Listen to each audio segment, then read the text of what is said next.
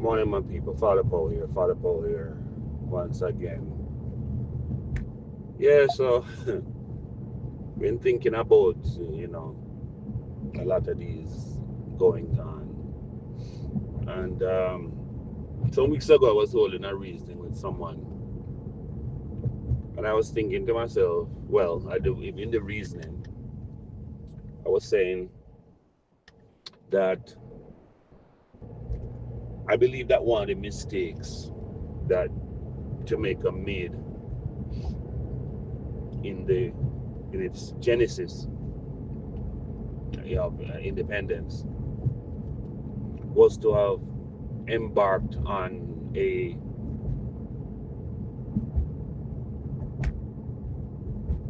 multiple party system. In their case, it turned to be a two-party system, because what that did was it changed the focus of the country from a unified development to a contest for who it is that leads this development. At the time, I was of the view that it was a mistake for Busta to have, after having helped, been a part of the whole push for independence with his cousin Norman Manley, for him to suddenly decide to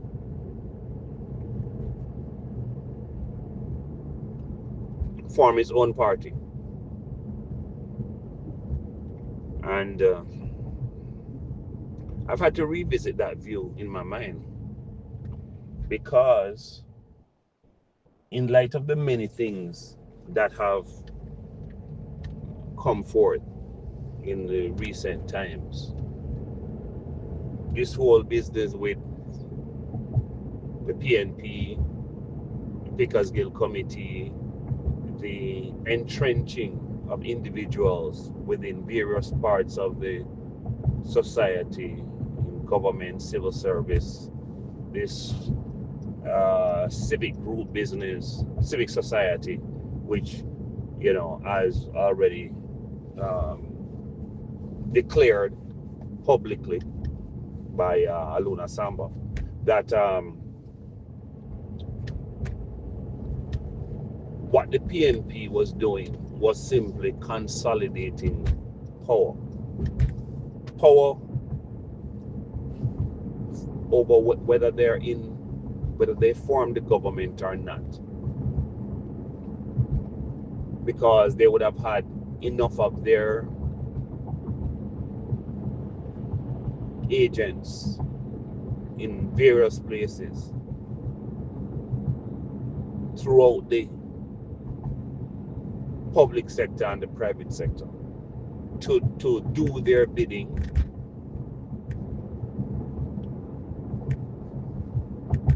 whether it is to quell unrest amongst the employees of the government, or to have a private sector that is malleable and seeks to do the bidding of the government. And we've seen it especially now with this whole thing with the RJR Cleaner Media Group, where there has been a consolidation of the fourth estate within one grouping, which is interesting, because these are things that should have been prevented from happening. But many times people aren't paying attention. And this is what happens when there's voter apathy, when people, you know, are just going about their daily lives and not really paying attention to what is happening in the government, within the politics. Because make no mistake, politics and your pocket go hand in hand. There's always a politician looking to extract your resources from your pocket. And he does so because most of the people don't wish to take agency of themselves. They rather to hand over that responsibility to a small group. It is, of course, easier to get certain things done when a small group is deciding, because it's very difficult to get consensus with a larger group, which is why the management structure is always considerably smaller than the base, than the worker, the workers. And so as I think about it some more, and I see how these things are unfolding,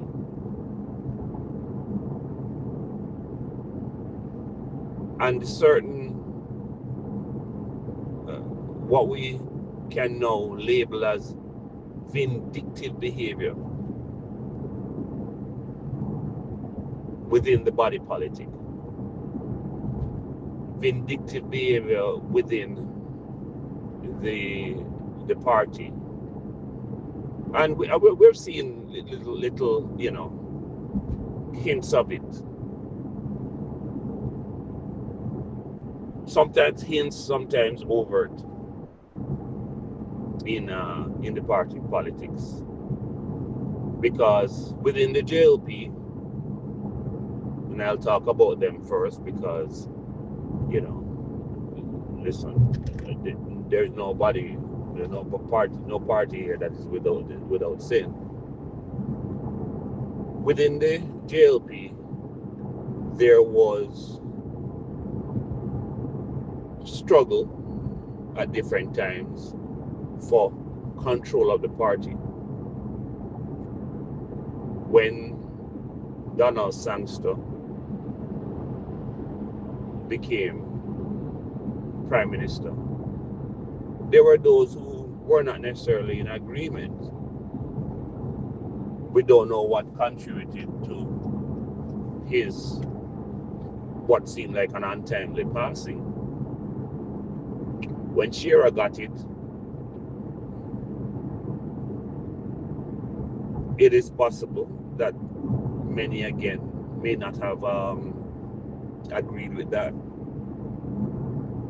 When Siaga got it, again, there would have been those who didn't necessarily agree. A lot of that came to head in the whole, Gang of Five. People not wanting to necessarily wait much longer, and also realizing that as a result of how people are seeing the leadership, this may have led persons to carry out actions. Like, for instance, when Bruce left the JLP and went and formed the NDM, it was a body blow to the JLP. That's the only reason why they lost, and the PMP ended up with a third term. So let us now, we can try and sidestep the whole thing, but when Bruce after that do this man at affair. And he stepped aside and said, you know, Andrew's the guy I'm choosing. It didn't go down well again. And so there is always this struggle within parties. And this was a struggle within the JLP. It took a minute for things to coalesce. And having coalesced after for the 2016 election, this was when now we realized that when we're all pulling in the same direction, we don't go in circles and we get the best effort. Right now, I think the JLP is as unified as it. I don't know if it can be any more unified. Within the PNP, there are the various arguments within the PNP about who actually formed the party, the expulsion of members in the early days of the party.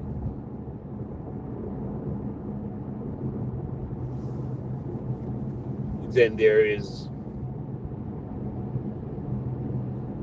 the various situations that happen between Michael Manley and DK Duncan, you know, one being a more militant and another being, you know,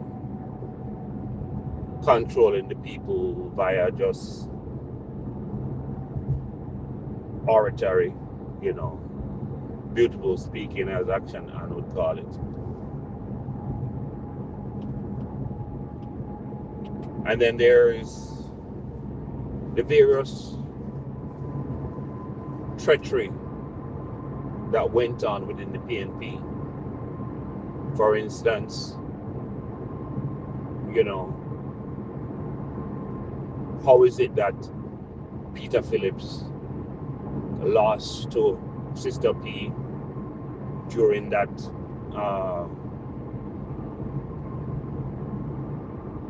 leadership contest? How it is that Peter Phillips end up in WikiLeaks making statements that it would be a disaster if Sister P, most honorable Sister P, became Prime Minister. Then there is the sabotaging of Sister P. Some of it may have been self-inflicted, and some of it may have just been, you know, helped along.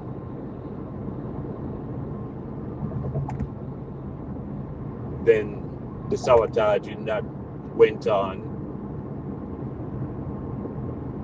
with Dr. Phillips when he became party leader.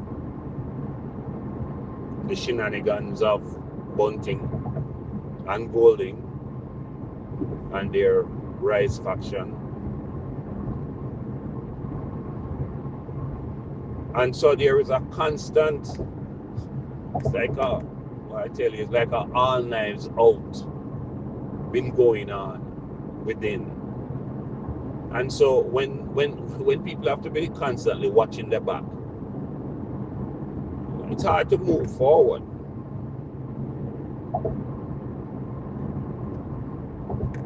But to my earlier point,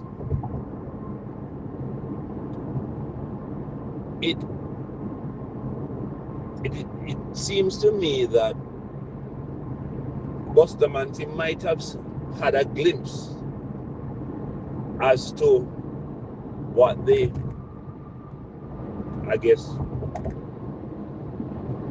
aristocracy grouping that his cousin was putting together, that the small man, the average man, was not really going to get much airplay.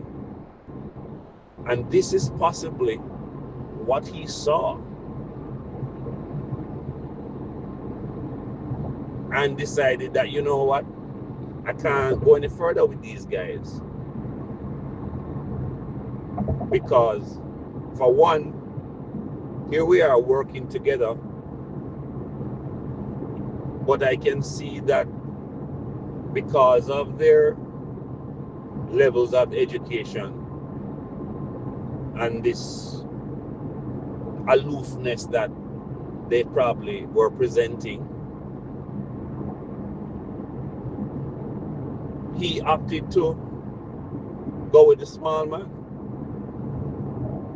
And it was a bet that he won, because here it is, elections, the first elections of an independent nation. Bustamante came out on top, much to the surprise, I believe, of Norman Mann, who had been premier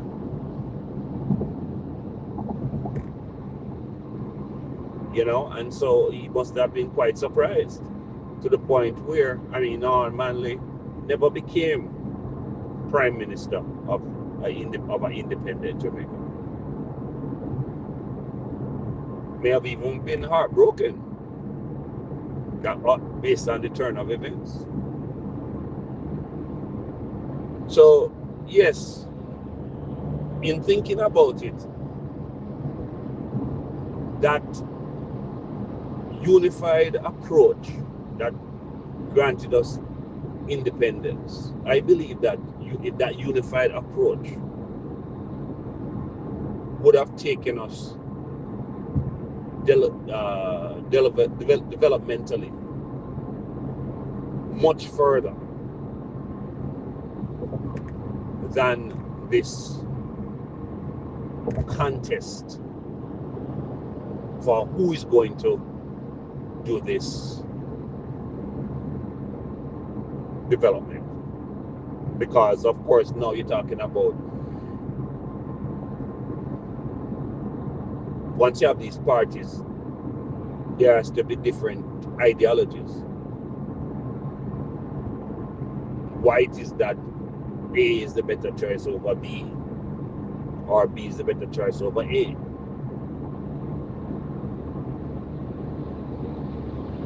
And I guess that is the reason why Singapore, that we speak of often,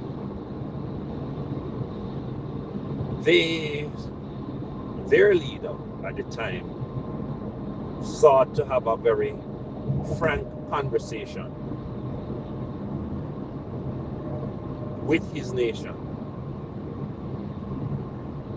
and basically was telling them what we are now saying in 2025.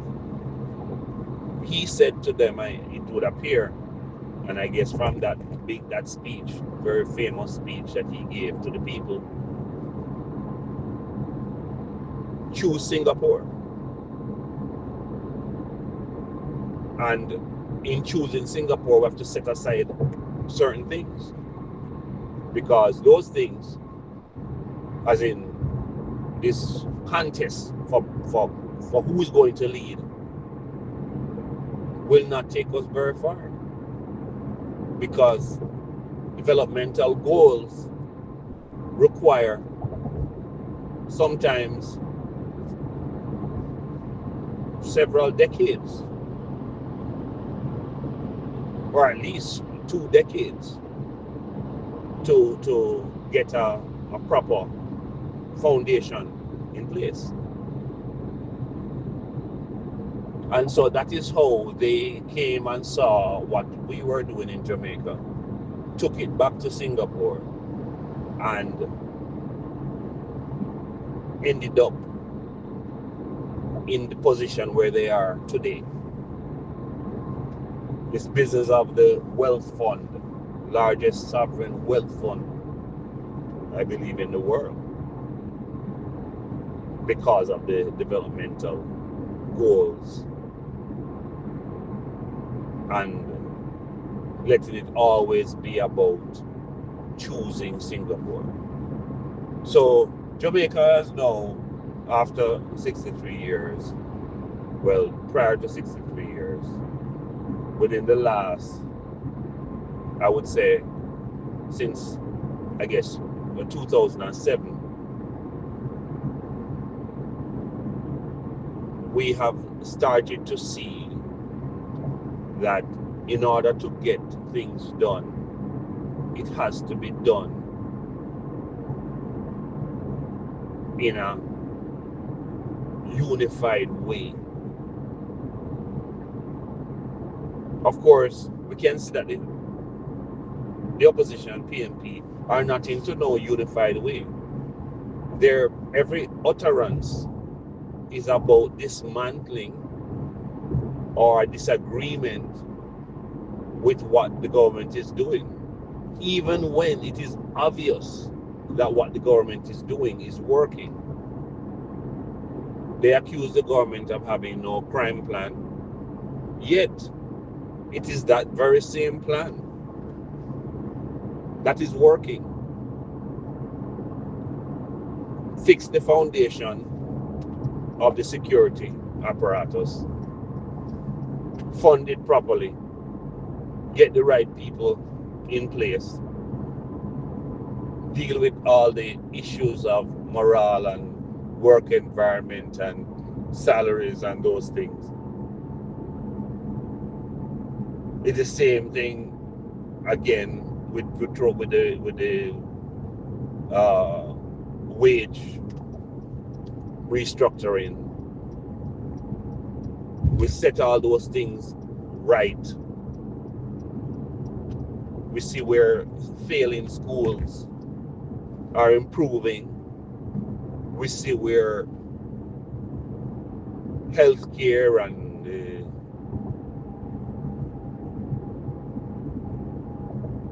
prescription medicine and all these things have improved. We see where tourism is booming. We see where Jamaica is sought after on the global stage.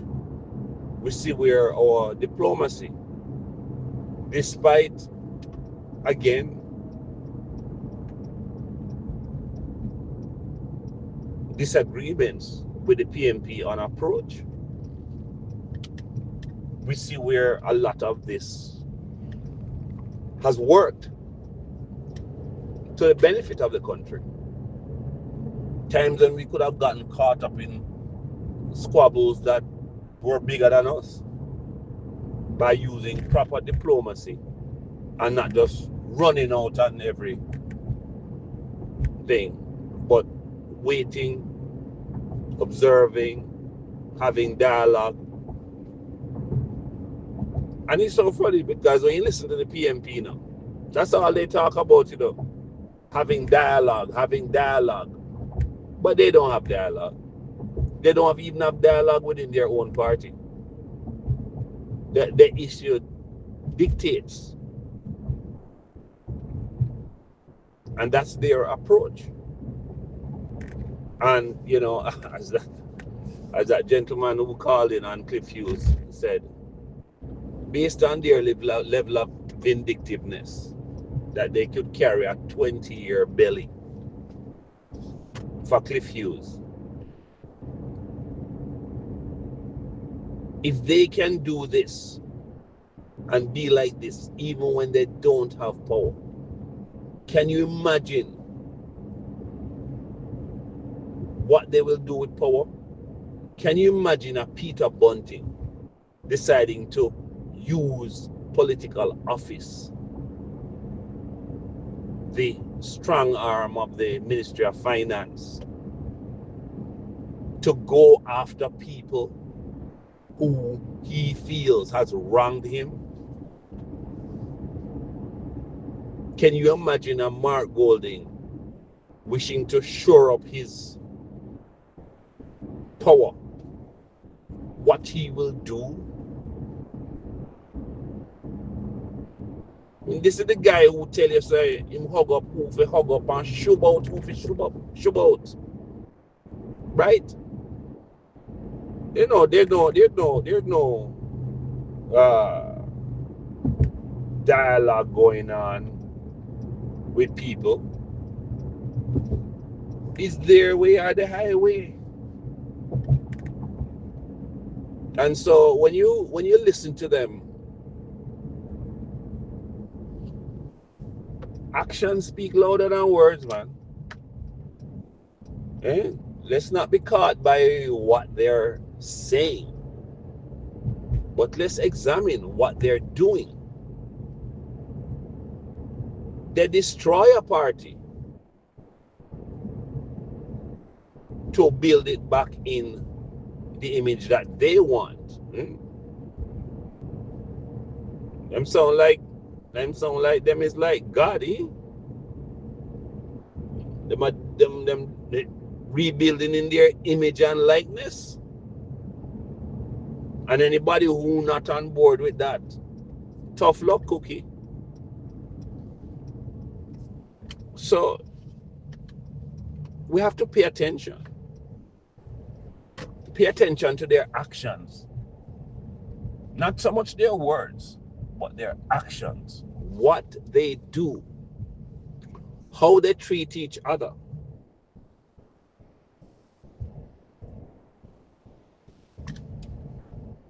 Look at what they did to Miss Cross.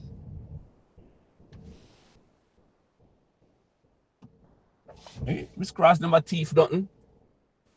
She not kill nobody. She simply saw something, which KD Knight himself said that this behavior that these guys are bringing is alien to the party.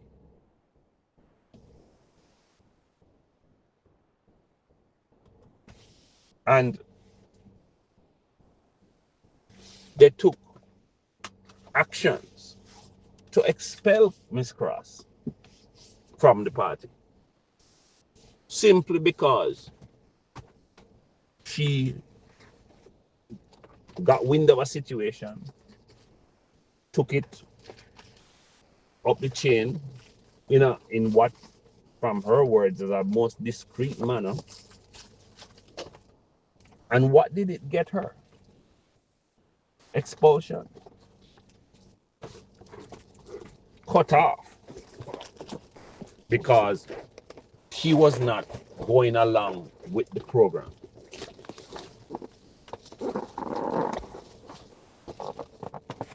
You see, just recently, little rift between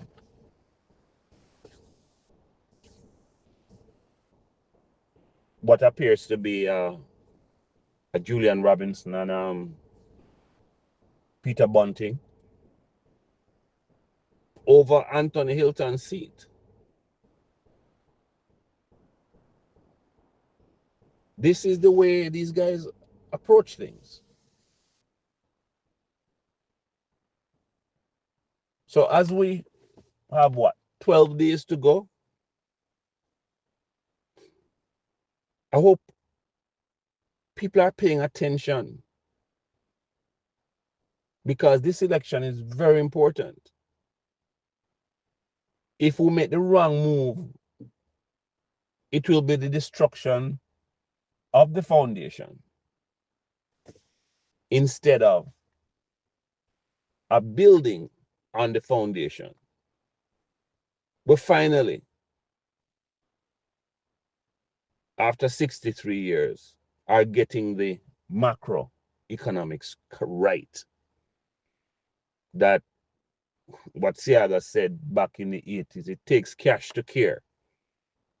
And for anybody who has had to support any family member, family initiative, even just within your own house, it takes cash to care. Beautiful speaking doesn't do it.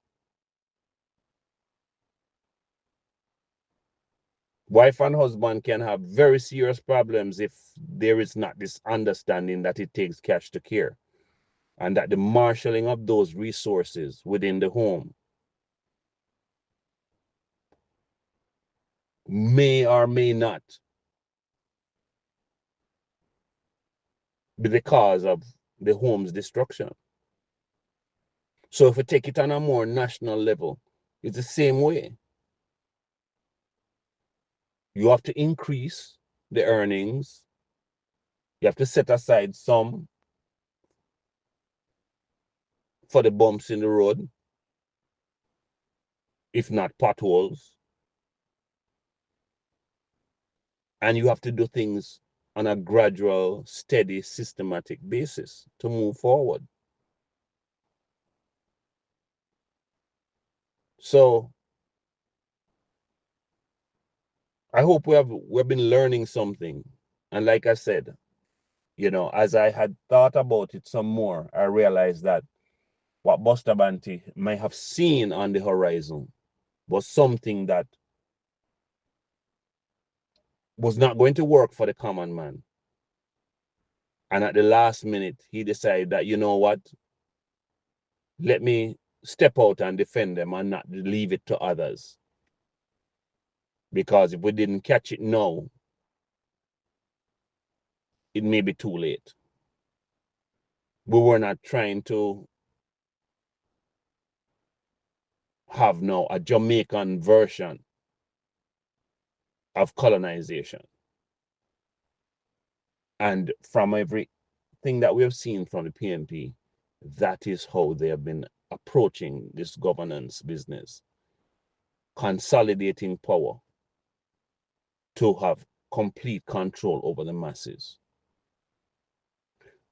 I hear a JTA member, the JTA president, Malabo, saying that this apartheid education system, if there is an apartheid education system in Jamaica, the question is not so much about who created it, but rather who implemented it. Because when you look at something like the JTA with their three-headed beast, and I say it again, you have three presidents in the JTA ensuring that the direction of the JTA